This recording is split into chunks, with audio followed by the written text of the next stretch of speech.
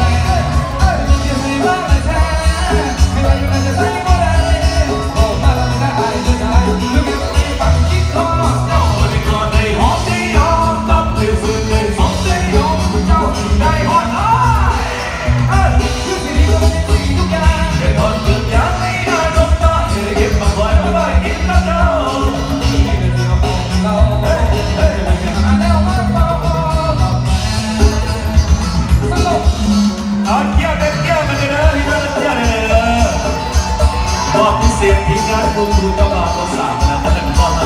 ตั้งแต่โอ้เอาซอกทางวันได้ส่งจากทีไว้ทั่วแล้วโอ้ยเอาหาโอ้ยแล้วอยากไปคือสิ่งที่ไม่ฝันอยากจะอยากให้บอกมาให้ฟัง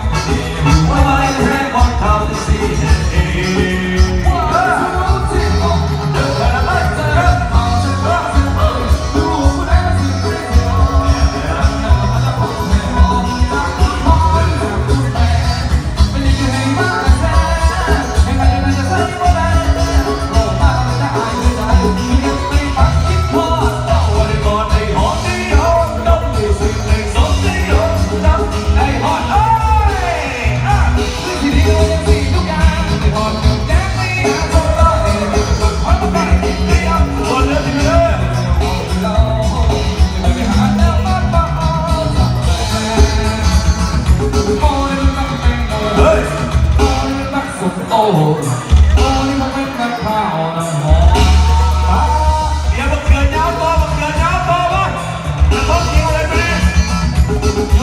จอด